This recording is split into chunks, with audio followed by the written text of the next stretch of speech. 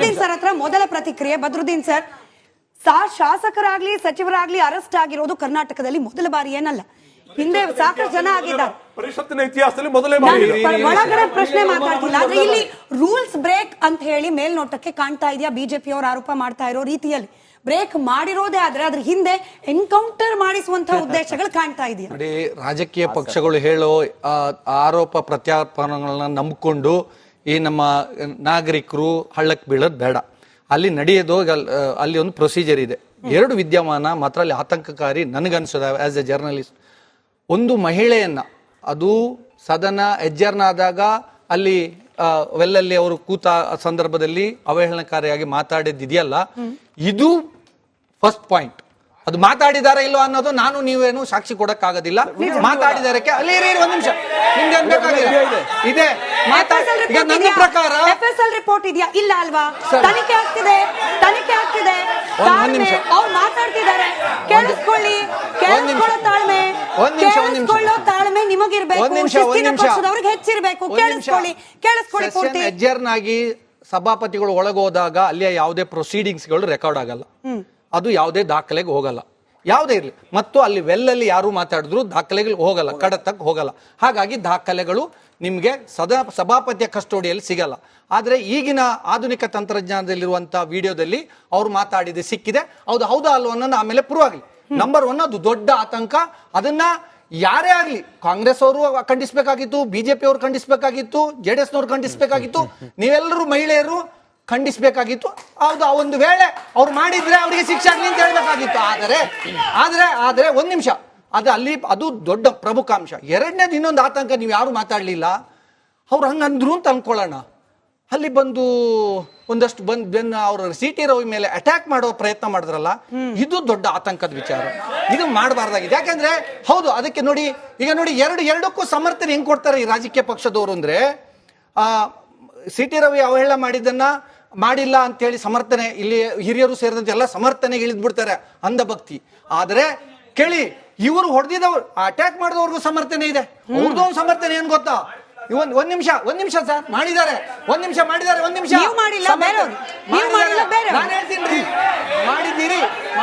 DK Shivakumar ಅವರ ಬೈಟನ್ನ ಸಾಧ್ಯ ಶುಕ್ರವಾರ Badruddin sir, to add to your point, DK Shivakumar ಅವರ ಸ್ವಾಭಾವಿಕ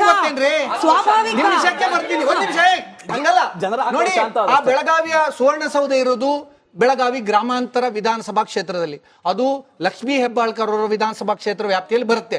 ಅವ್ರ ವಿರುದ್ಧ ಅಲ್ಲಿ ಒಬ್ರು ಅವಹೇಳನಕಾರಿಯಾಗಿ ಮಾತಾಡಿದ್ದಾರೆ ಅಂದ ತಕ್ಷಣ ಒಂದಷ್ಟು ಕಾರ್ಯಕರ್ತರು ಬಂದು ನುಗ್ಗಿದ್ರಲ್ಲ, ಅದಕ್ಕೆ ಸಮರ್ಥನೆ ಏನ್ ಗೊತ್ತೇ? ನಮ್ಮ ನಾಯಕರಿಗೆ ಆತರ ಅಂದಾಗ ನಾವು ಕನಿಷ್ಠ ಅಷ್ಟು ಮಾಡದಿದ್ರೆ ಪಕ್ಷದ ಕಾರ್ಯಕರ್ತನಾಗಿ ಅಂತ ಸಮರ್ಥನೆ ಕೊಡ್ತಾರೆ. ಒಂದ್ ನಿಮಿಷ, ಇದು ಸರಿಯಲ್ಲ, ನಾನು ಹೇಳ್ದಲ್ಲ. ಹಾಗಾಗಿ ಅಟ್ಯಾಕ್, ಅವ್ರ ಮೇಲೆ ಹಲ್ಲೆ ನಡೆಯೋದಿದೆಯಲ್ಲ, ಅದು ಸರಿಯಲ್ಲ. ಅದು ಯಾರ ಮೇಲೆ ಹಲ್ಲೆಯನ್ನು ನಾವು ಸಮರ್ಥಿಸ್ಕೊಳ್ಳಲ್ಲ, ಕಾನೂನಲ್ಲೇ ಮಾಡಬೇಕಾಗಿತ್ತು. ಆದ್ರೆ ಅದು ಮಾಡಿದ್ರು. ಅದು ಎರಡು ವಿದ್ಯಮಾನ ಮಾತ್ರ ಚರ್ಚೆ. ಅದಾದ ನಂತರ ನಡೆದಿದ್ದು ಸರ್ಕಾರದ ಕಡೆಯಿಂದ ನಡೆದಿದ್ದು ಡ್ರಾಮಾ, ಬಿಜೆಪಿಯಿಂದ ನಡೆದಿದ್ದು ಡ್ರಾಮಾ, ಎಲ್ಲರೂ ಅವರವರ ಅಸ್ತಿತ್ವಕ್ಕಾಗಿ ಮಾಡಿದ್ದು ಡ್ರಾಮಾ. ಇದಕ್ಕೆ ಜನ ದಯವಿಟ್ಟು ನಾನು ಹೇಳ್ತೀನಿ, ಜನ ಅಂತ ಒಂದು ಮನೆ ಪ್ರಜಾಪ್ರಭುತ್ವ ದೇಗುಲ ಅಂತ, ಒಂದ್ ನಿಮಿಷ ಇರ್ರಿ, ಪ್ರಜಾಪ್ರಭುತ್ವ ದೇಗುಲ ಅಂತೆಲ್ಲ ಹೇಳ್ತಾರೆ. ಪ್ರಜಾಪ್ರಭುತ್ವ ದೇಗುಲಕ್ಕೆ ಎಂತವ್ರು ಬಂದಿದ್ದಾರೆ? ನಮಗೆ ಇರಬೇಕಾಗ ಜಿಜ್ಞಾಸೆ ಏನು ಅಂದ್ರೆ, ಪ್ರಶ್ನೆ ಉದ್ಭವ ಆಗಿರೋದೇನು ಅಂದ್ರೆ, ಈ ತರ ಮಾಡೋರು ಆ ತರ ವಿಧಾನ ಪರಿಷತ್ ಮೇಲ್ಮನೆಯಲ್ಲಿ ಈ ತರ ಎಲ್ಲ ವಿದ್ಯಮಾನ ಆಗತ್ತೆ ಅಂದ್ರೆ, ಆ ಮೇಲ್ಮನೆ ಅಗತ್ಯ ಇದೆಯಾ? ಅಂತ ಮೇಲ್ಮನೆ ಅಗತ್ಯ ಇದೆಯಾ ಇವತ್ತು ನಮ್ಗೆ? ಪ್ರಶ್ನೆಗೆ ಹೇಳಿ, ಸಮರ್ಥನೆ ಮಾಡಿದ್ದು ಸರಿನಾ? ಸರ್, ಇವತ್ತು ಜೋಶಿ ಅವರು ಫೇಕ್ ಎನ್ಕೌಂಟರ್ ಬಗ್ಗೆ ಮಾತಾಡ್ತಾ ಇದ್ದಾರೆ. ಇದೇ ಅಮಿತ್ ಶಾ 2004 ಗುಜರಾತ್ ಅಲ್ಲಿ ಎನ್ಕೌಂಟರ್ ಮಾಡಿ ಸುಪ್ರೀಂ ಕೋರ್ಟ್ ಡೈರೆಕ್ಷನ್ಸ್ ಮೇಲೆ ಗಡೀಪಾರ್ ಮಾಡಿರೋರು. ಆ ತರ ಕಾನೂನಲ್ಲಿ ಕರ್ನಾಟಕ ತಗೊಂಡ್ಬರ್ಬೇಕು ಅಂತ ಹೇಳ್ಬಿಟ್ಟು ಈ ಜೋಶಿ ಶಾಸಕನನ್ನ ಸದನದ ಒಳಗಡೆ ಹಲ್ಲೆ ಮಾಡೋದಕ್ಕೆ, ಹತ್ಯೆ ಮಾಡೋದಕ್ಕೆಲ್ಲ ಹೊರಟಿದ್ರನ್ನೋ ಆರೋಪ ಸರಿನಾ? ಇದು ಏನ್ ಹೇಳಿ? ಇದು ಅಮಿತ್ ಶಾ ಏನಿದೆ ಪ್ರೋಟೋಕಾಲ್, ಇದು ಅಮಿತ್ ಶಾ 2004 ಗಡೀಪಾರ್ ಆಗಿದ್ದಾರೆ. ಗುಜರಾತ್ ಅಲ್ಲಿ ಫೇಕ್ ಎನ್ಕೌಂಟರ್ ಮಾಡಿದ್ದಾರೆ. ಅದೇ ತರ ಅಲ್ಲ, ಈಗ ರಾಜ್ಯದಲ್ಲಿ ಮಹಿಳಾ ಆಯೋಗದ್ದು ಏಕಾಏಕಿ ಸಡನ್ ಆಗಿ ಹೊಂಟೋಗ್ತಾರೆ. ಬಳ್ಳಾರಿಲಿ ಸಾವು ನೋವಾಗಿದಾಗ ಎಲ್ಲೋಗಿದ್ರು ಸ್ವಾಮಿ? ಎಲ್ಲೋಗಿದ್ರು? ಸರ್ ತಪ್ಪ ಹೌದು, ಅವ್ರು ಮಾಡಿಲ್ವಲ್ಲ ಅವರು ಮಾಡಿದ್ರೆ FSL ರಿಪೋರ್ಟ್ ಕೇಳ್ತಾರೆ.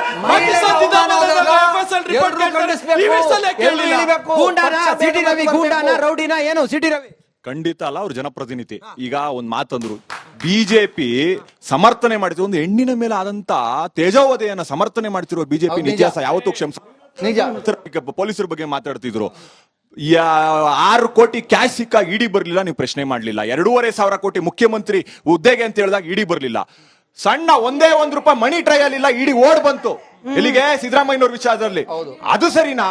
ಅದನ್ನ ನೀವು ಯಾರು ಪ್ರಶ್ನೆ ಮಾಡಲ್ವಲ್ಲ. ಪೊಲೀಸ್ ಇಲಾಖೆ ನಡ್ಕೊಂಡು ಅವ್ರನ್ನ ಕಾಪಾಡಕ್ಕೋಸ್ಕರ ಅಂತ ಬಹಳ ಸ್ಪಷ್ಟವಾಗಿ ಕಾಣಿಸ್ತಿದೆ. ಎನ್ಕೌಂಟರ್ ಅಂತೀರಿ, ಇದೇನ್ ಬಿಹಾರ ಕೆಟ್ಟೋಯ್ತೇನ್ರಿ? ಇದೇನ್ ಬಿಹಾರ ಕೆಟ್ಟೋಯ್ತಾ? ಕೃಷಿಯರು ಮತ್ತೊಂದ್ ಕಡೆ ಸಕ್ಕರೆ ಯಾವುದು ಕಬ್ಬಿನ ಗದ್ದೆ ಇದಕ್ಕೆಲ್ಲ ಕರ್ಕೊಂಡು ಹೋಗುದು ಕಾಪಾಡೋದಕ್ಕ ಅದು ತುಂಬಾ ತಪ್ಪು ಸರ್. ಈ ಕಾಂಗ್ರೆಸ್ ಸರ್ಕಾರ ಕಾಂಗ್ರೆಸ್ ಸರ್ಕಾರ ಮಾಡಿರೋದು ತುಂಬಾ ತಪ್ಪು. ಪ್ರಜಾಪ್ರಭುತ್ವ ಅಂತ ಸಾಯ್ತಾರೆ. ಇಡೀ ಪ್ರಪಂಚದಲ್ಲಿ ಪ್ರಜಾಪ್ರಭುತ್ವ ಎಲ್ಲ ಕಡೆಗೂ ಇದೆ. ಕಾಂಗ್ರೆಸ್ ಸತ್ತೋಗಿದೆ ಪ್ರಜಾಪ್ರಭುತ್ವ. ಸರ್, ಇವರೆಲ್ಲ ಇಷ್ಟೆಲ್ಲ ಮಾತಾಡ್ತಾ ಇದ್ರಲ್ಲ, ಒಂದು ಸಂವಿಧಾನದಲ್ಲಿ ಅಡಿಯಲ್ಲಿರೋ ಪೊಲೀಸ್ ಸ್ಟೇಷನ್ ಅನ್ನ ಕಂಟ್ರೋಲ್ ಹಿಡ್ಕೊಳಕ್ ಆಗದೆ ಇರೋ ಈ ಸಾಮರ್ಥ್ಯ ಇಲ್ದಿರೋ ಈ ಸರ್ಕಾರನ ಪೂರ್ಣ ಬಹುಮತದಲ್ಲಿ ಸರ್ಕಾರ ಕೂತಿದೆ. ಆದ್ರೂ ಇವರು ಸರಿಯಾಗಿ ಒಂದು ಪೊಲೀಸರು ಹಿಡಿತದಲ್ಲಿ ಇಟ್ಕೊಳಕ್ ಆಗಿಲ್ಲ ಅಂದ್ರೆ ಯಾವ ರೀತಿಯ ಸರ್ಕಾರ ಮಾಡ್ತಾರೆ ಇವರು? ಒಬ್ಬ ಪ್ರಜೆಗೂ ಸರಿಯಾಗಿ ಇವರು ಸಪೋರ್ಟ್ ಕೊಡೋದಿಲ್ಲ. ಪ್ರತಿಯೊಬ್ಬರಿಗೂ ಬೈಯೋದೇ ಆಗೋಯ್ತು ಹೊರತು ಯಾವುದು ಸಂವಿಧಾನದ ಆಶಯಗಳ ಬಗ್ಗೆ ಚರ್ಚೆ ಆಗ್ಬೇಕಾದಂತ ಸದನದಲ್ಲಿ ಇವತ್ತು ಒಂದು ಹೆಣ್ಣಿನ ಬಗ್ಗೆ ಅವಹೇಳನಕಾರಿಯಾಗಿ ಮಾತಾಡ್ತೀರಿ, ಎಷ್ಟು ಸರಿ? ಸರ್, ಒಂದು ಹೆಣ್ಣಿಗೆ ಅಮಾಯಕ ಶಬ್ದನಲ್ಲಿ ಮಾತಾಡಿದ್ರೆ ಯಾವ ಹೆಣ್ಣಿಗಾಗ್ಲಿ ಸರ್ ಅವ್ರು ಸಹಿಸಕ್ಕೆ ಶಕ್ತಿ ಇರಲ್ಲ. ಆದ್ರೆ ಪೊಲೀಸ್ನವರು ಅದು ಕೇಳಕ್ಕೆ ಮಾತ್ರ ಹಿಡ್ದಿರ್ಬಹುದು.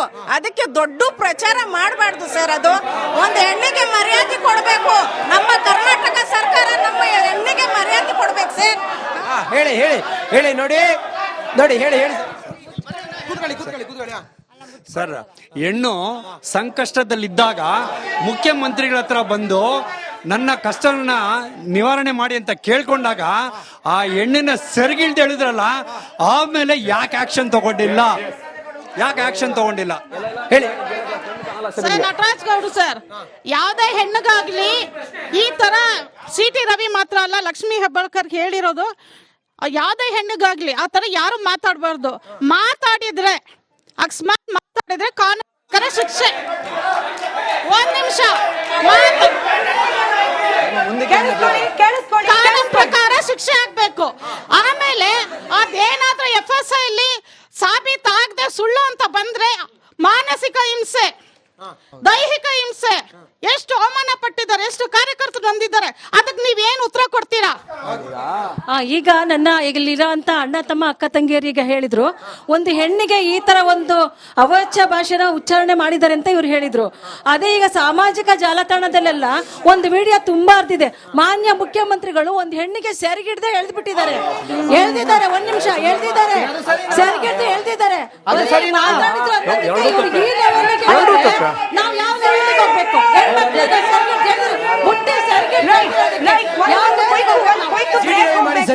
ರಂಜಿತ್ ಒಂದು ಕ್ವಿಕ್ ಬ್ರೇಕ್ ಹೋಗ್ಬೇಕು. ಬ್ರೇಕ್ ಇಂದ ಬಂದ ಮೇಲೆ ನಟರಾಜ್ ಗೌಡ್ರು ಉತ್ತರ ಕೊಡ್ಲಿ, ಬಿಜೆಪಿ ಅವರು ಉತ್ತರ ಕೊಡ್ಲಿ. ಸಿದ್ದರಾಮಯ್ಯನವರ ಹಳೆ ವಿಡಿಯೋ ವೈರಲ್ ಆಗ್ತಾ ಇದೆ. ಸಿದ್ದರಾಮಯ್ಯನವ್ರ ಮೇಲೆ ಕ್ರಮ ಆಯ್ತಾ ಅನ್ನೋ ಪ್ರಶ್ನೆ ಇದೆ. ನಟರಾಜ್ ಗೌಡ್ರು ಉತ್ತರ ಕೊಡ್ಲಿ. CT ರವಿ ಅವರನ್ನ ನಡೆಸ್ಕೊಂಡ ವಿಧಿಯಿಂದ ಬಿಜೆಪಿಯ ಕಾರ್ಯಕರ್ತರಿಗೆ ಬೇಜಾರಾಗಿದೆ. ಹಾಗಾದ್ರೆ ಲಕ್ಷ್ಮೀ ಹೆಬ್ಬಾಳ್ಕರ್ ಅವರು ಅವರ ಅಭಿಮಾನಿಗಳಿಗಾದ ಬೇಸರ. ಕಾಂಗ್ರೆಸ್ನವರ ಈ ಪ್ರಶ್ನೆಗೆ ಬಿಜೆಪಿ ಅವರು ಉತ್ತರ